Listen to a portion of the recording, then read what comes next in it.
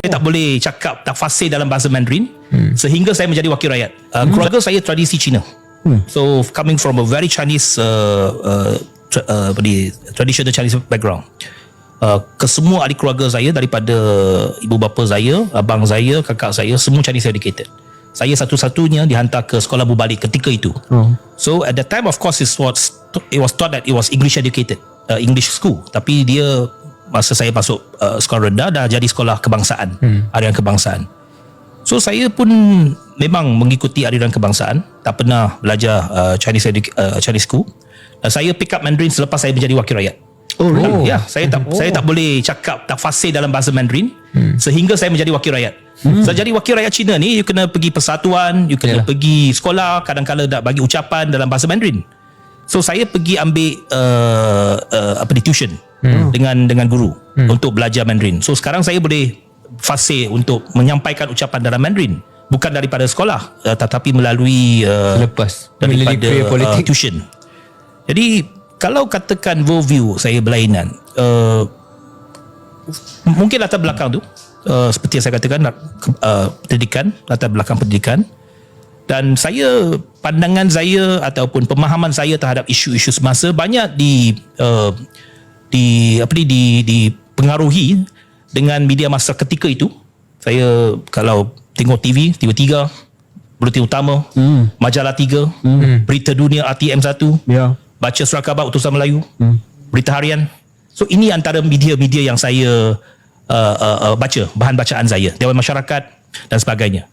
So mungkin dari segi pemahaman kepada isu-isu yang mungkin dekat juga dengan masyarakat Melayu, saya juga baca.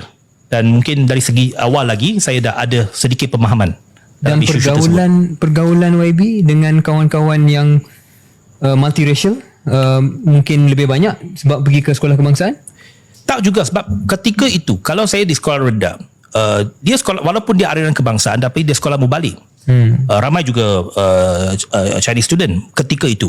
Seremban dalam kelas saya mungkin dalam 2-3 sahaja kawan saya Melayu. Banyak yang saya mungkin bercampur gaul dengan pelajar Melayu jelas masa di UKM. So UKM sebab kebanyakannya Melayu. Fakulti pun kebanyakan Melayu, dan saya juga ada terlibat dalam aktivis mahasiswa. So juga ada campur dengan kumpulan-kumpulan pelajar Melayu. Dan dekat dengan UMNO ketika tu. Bukankah pengalaman YB dan juga persepsi Anthony Loke sebagai seorang pemimpin DAP yang sangat-sangat mesra dengan semua masyarakat, dan saya rasa orang Melayu pun tak ada masalah dengan YB, dengan Anthony, bukankah itu bukti bahawa kita perlu mengutamakan aliran kebangsaan dari segi pendidikan? Sebab YB sendiri, you are the proof. Saya rasa dia bukannya satu-satunya faktor. Dia juga kebanyakannya dari segi pemahaman ataupun your personality, dari segi di persekitaran kita. Kita tak boleh generalize juga, kata kalau daripada sekolah vernacular mereka tak mesra ataupun dia tak campur dengan orang lain, ataupun he will be not so well-rounded ataupun akan diterima oleh masyarakat berbagai kaum daripada rakyat. Kita juga lihat bahawa ramai juga ahli politik yang mungkin daripada latar belakang vernacular, mereka juga diterima oleh masyarakat umum, termasuk daripada orang Melayu. So I think we cannot generalize. Kita tak boleh mengambil satu general statement bahawa mestilah kita aliran ini baru akan produk ni ataupun akan menjadi macam ni.